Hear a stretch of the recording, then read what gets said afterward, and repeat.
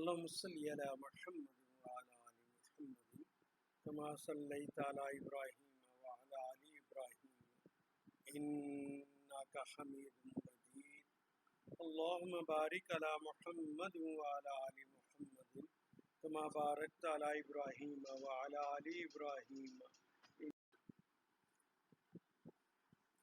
آج ہم انشاءاللہ ایک نئی بحث کے ساتھ علوم القرآن کا ایک حصہ ہے مکی صورتیں اور مدنی صورتیں کون سی، کن کو ہم مکی کہتے ہیں اور کن کو ہم مدنی کہتے ہیں، اور آخر کار ہم نے ان کو پڑھنا ہی کیوں۔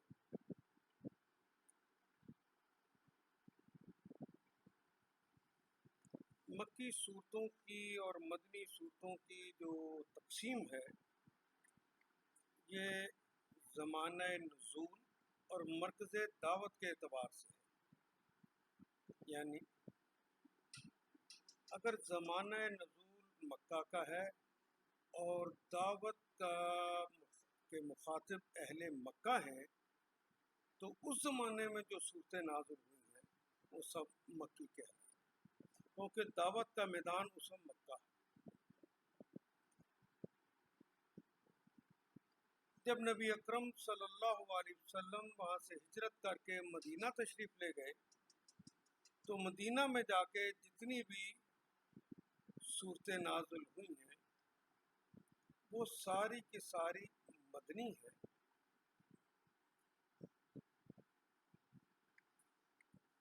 چاہے وہ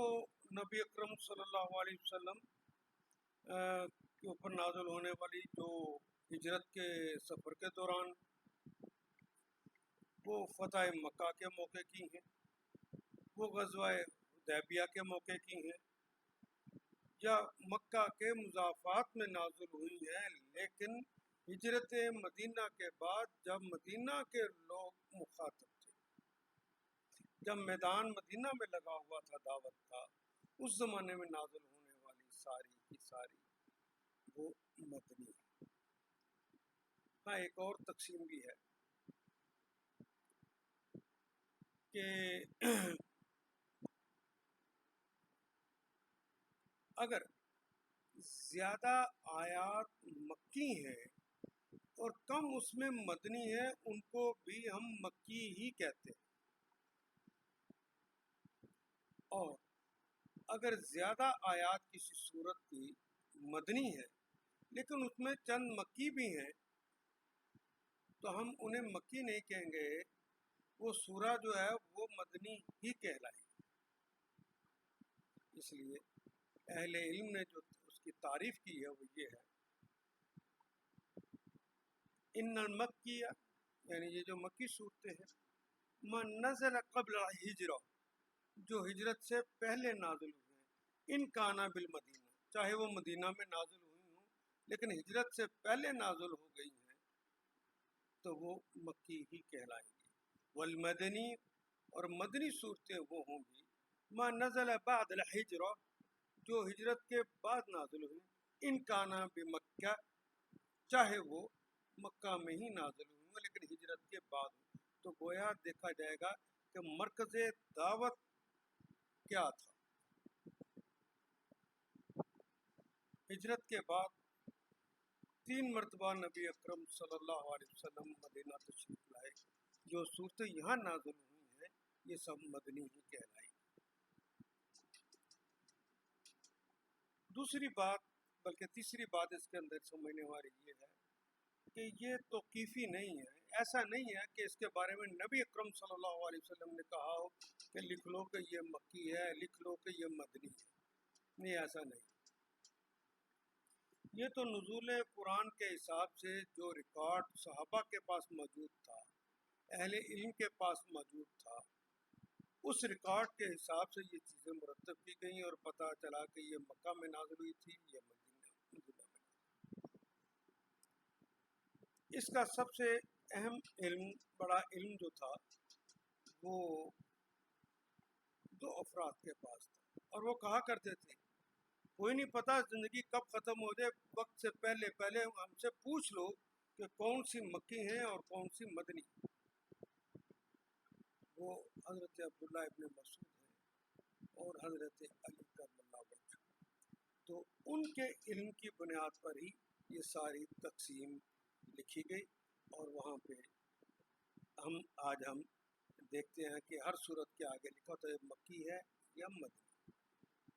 ان کی پہچان بھی کیا ہے۔ یہ تو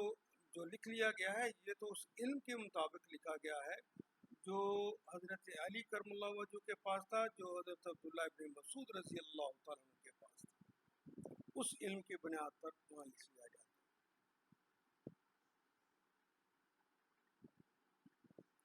اس لیے کہتے ہیں جمہور علماء کہ یہ تقسیم توقیفی نہیں ہے، حضور نے نہیں بتائی، بلکہ اس بنیاد پر ہے کہ جو حضرت عبداللہ ابن مسعود اور حضرت علی کرم اللہ وجہ کی دی ہوئی معلومات۔ مینا، عرفات، سفر معراج، سفر ہجرت کے دوران نازل ہونے والی ساری آیات مکی کہلاتی ہیں۔ کیوں؟ یہ اس لیے مکی کہلاتی ہیں کہ ابھی ہجرت کا واقعہ ہوا نہیں تھا، یہ ہجرت سے پہلے کے واقعہ۔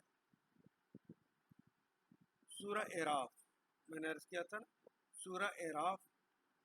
ویسے تو مکی ہے، مگر ایک آیت اس کے اندر وَاسْأَلْهُمْ عَنِ الْقَرْيَةِ یہ مدنی، تو چونکہ ایک مدنی ہے باقی ساری مکی ہیں تو ہم اسے کہیں گے کہ یہ سورہ اعراف مکی ہے، مدنی۔ سورہ حج یہ مدنی ہے، مگر 4 آیات اس کے اندر مکی ہیں۔ وَمَا أَرْسَلْنَاكَ مِن قَبْلِكَ مِنَ الرُّسُلِ سے لے کر عذاب یوم حکیم تک 52، 53، 54 اور 55، یہ جو 4 آیات ہیں یہ مکی۔ لیکن چونکہ سورہ زیادہ جو نازل ہوئی ہے اس کی زیادہ وہ مدینہ میں نازل ہوئی، تو اس لیے ہم سورہ حج کو سورہ مدنی سورہ کہیں۔ نشانیوں میں دیکھیں کہ سورہ بقرہ کے علاوہ جس صورت کے اندر بھی قصہ آدم و حوا پیش کیا گیا ہے اس کے اوپر تذکرہ ہوا ہے، ابلیس کی باتیں ہوئی ہیں، وہ ساری صورتیں مکی۔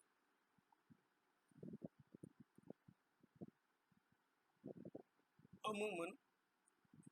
جو مکی صورتیں ہیں ان میں جو خطاب کیا گیا انسانوں سے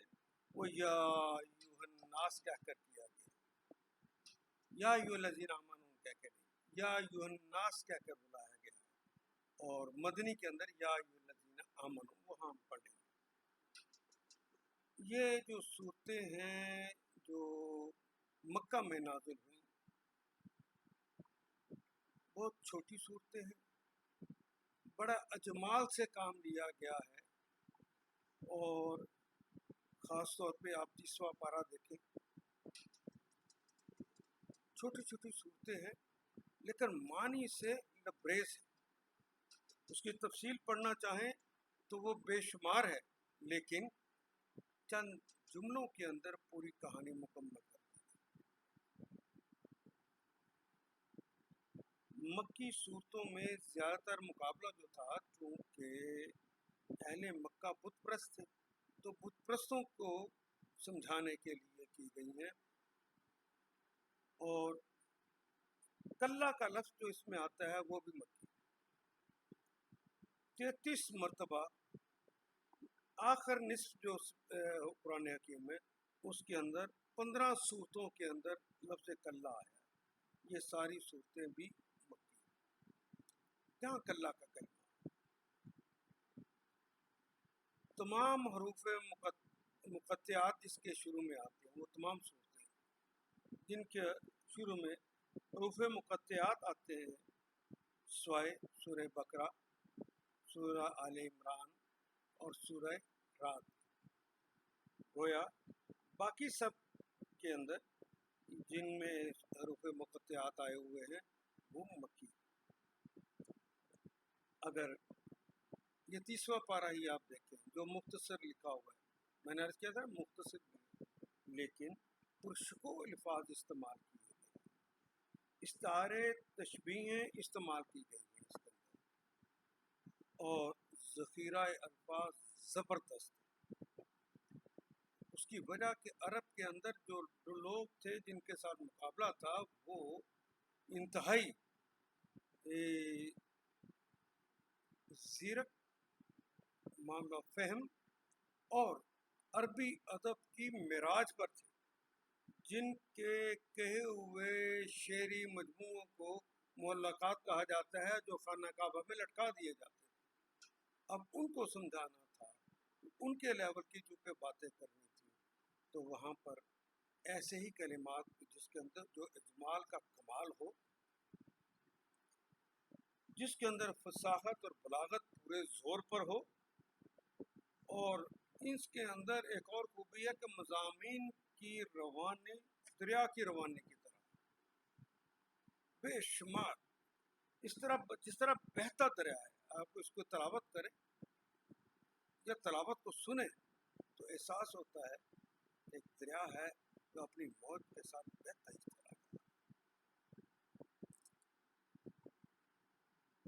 دین اسلام کے جو بنیادی اصول ہیں اور ان کلیات کا تذکرہ ہے، جس کی جو بنیاد بنتے ہیں توحید، رسالت اور آخرت۔ خاص طور پہ یہ تین چیزیں، کیونکہ مکہ کی زندگی کے اندر توحید، رسالت اور آخرت کے اوپر سب سے زیادہ بات کی گئی۔ ہاں، اس میں فضائل اخلاق، آداب، گزشتہ اقوام کے قصے، قانون سازی کے بنیادی اصولوں کا ذکر کیا گیا ہے۔ نبی اکرم صلی اللہ علیہ وسلم کو خاص طور پر تلقین صبر و ثبات اور مشترکہ عقائد پہ لوگوں کو اکٹھا کرنا، ترغیب و ترہیب، سابقہ انبیاء کا تذکرہ، ماننے اور نہ ماننے والوں کا انجام یعنی فکر آخرت اس میں پیدا کرنے کی کوشش کی کہ ان کا انجام یہ ہوگا، اگر تم نے بھی یہ رستہ نہ اپنایا تو تمہارا بھی یہ انجام ہوگا۔ اس طرح یہ مکی صورتیں کا تعارف تھا چھوٹا سا جو میں نے آپ تک پہنچایا۔ 28 جولائی بروز پیر، غار حرا میں رات 2 یا 2:30 بجے کا عمل ہوگا۔ یہ اہل علم نے اندازے لگا کر یہ وقت نکالا ہے، 2 یا 2:30 بجے کا عمل ہوگا جب سورہ علق کی پہلی 5 آیات نازل، اقرا بسم ربک الذی خلق۔ اس وقت جب یہ نازل ہوئی، نبی محترم صلی اللہ علیہ وسلم کی عمر مبارک قمری حساب سے تو 40 سال 6 ماہ اور 15 دن، لیکن شمسی حساب سے 39 سال 3 ماہ اور 16 دن بنتی ہے۔ نزول قرآن کی کل مدت 22 سال 2 ماہ اور 2 دن ہے، اور اس میں مکی جو صورتیں ہیں یا مکی آیات کہنا چاہیے وہ جو نازل ہوئی 12 سال 5 ماہ اور 13 دن، 12 سال 5 ماہ اور 13۔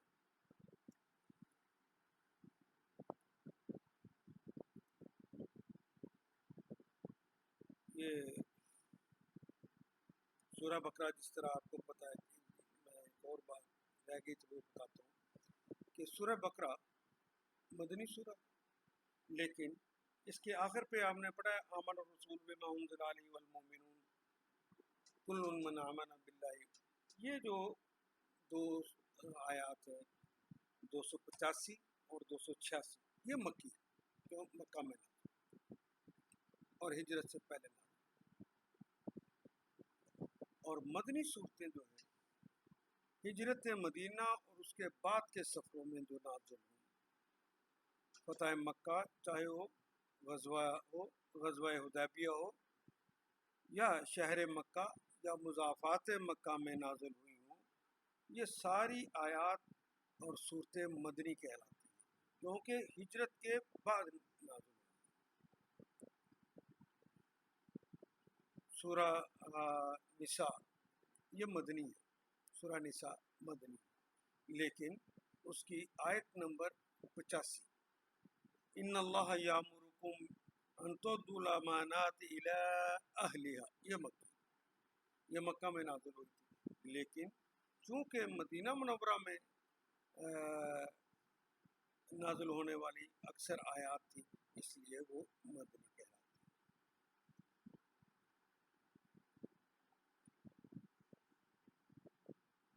سورہ الاعراف مکی، سورہ الاعراف مکی ہے، لیکن اس کے اندر التی کانت حاضرۃ البحر یہاں سے لے کر آخر تک وَإِذَا أَخَذَ رَبُّكَ مِن بَنِي آدم، یعنی سورہ اعراف 163 سے لے کر 172 تک، یہ ساری مدنی، یہ مکی ہے، سورہ اعراف مکی ہے، لیکن اس کی 163 سے لے کر 172 تک کی آیات یہ مدنی۔ جن آیات میں غزوہ بدر کا ذکر آیا ہے وہ ساری کی ساری مدنی۔ جس صورت کے اکثر آیات مدنی اور چند مکی ہوں وہ صورت نے عرض کیا مدنی ہی کہلائیں گی۔ ہر صورت جس میں منافقین کا تذکرہ ہے وہاں پہ دعوت جو دی جا رہی تھی وہ جو کہ مشرکین مکہ کو دی جا رہی تھی، بت پرست لوگ تھے، وہاں انداز اور تھا، لیکن یہاں پر انداز ہو رہا ہے یہاں چونکہ جن سے گفتگو کی جا رہی جس کے اندر وہاں مومنین ہے اور دوسرا طبقہ جو وہاں پہ تھا وہ منافقین کا تھا۔ سورہ عنکبوت مکی ہے، مگر جہاں منافقین کا ذکر آیا ہے وہ مدنی، حالانکہ سورہ عنکبوت پوری کی پوری مکی، لیکن جہاں تذکرہ آ گیا جس آیت کے اندر منافقین کا وہ مدنی۔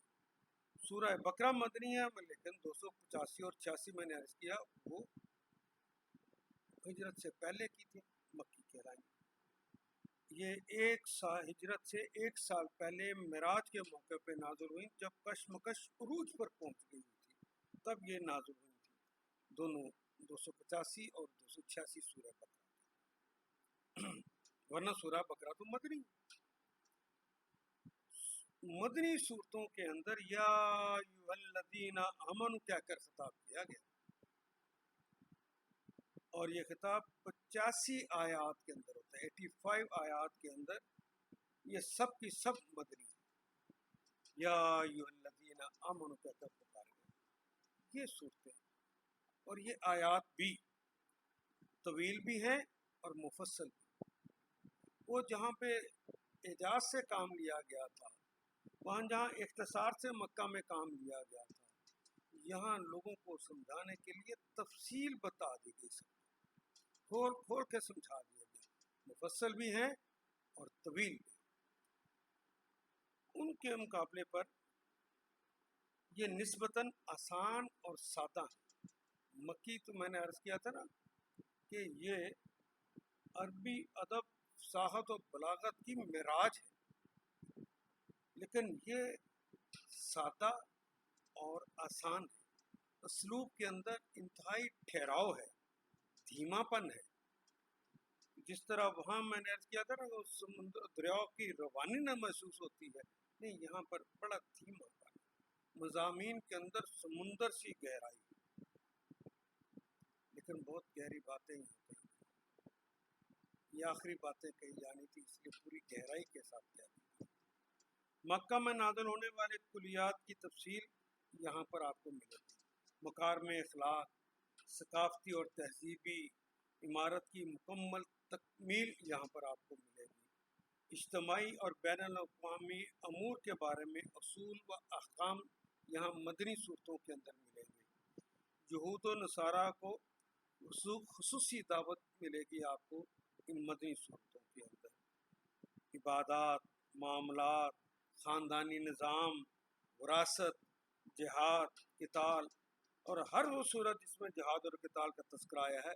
یقیناً وہ مدنی یہ پہچان ہے مدنی صورتوں کی۔ آخری وحی 3 ربیع الاول 11 ہجری نازل۔ جس طرح میں نے عرض کیا تھا نا کہ پہلی 8 جولائی بروز پیر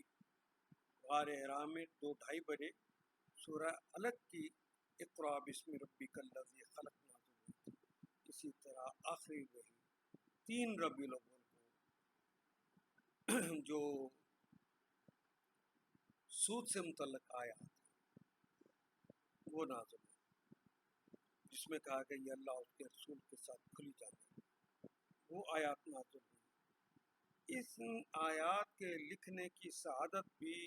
حضرت ابی بن کعب رضی اللہ تعالیٰ عنہ کو نصیب ہوئی۔ اور آخری جو آیت تھی جو نازل ہوئی، وَاتَّقُوا يَوْمًا تُرْجَعُونَ فِيهِ إِلَى اللَّهِ ثُمَّ تُوَفَّى كُلُّ نَفْسٍ مَّا كَسَبَتْ وَهُمْ لَا يُظْلَمُونَ۔ وَاتَّقُوا يَوْمًا تُرْجَعُونَ فِيهِ إِلَى اللَّهِ، اس دن سے ڈرو جب تم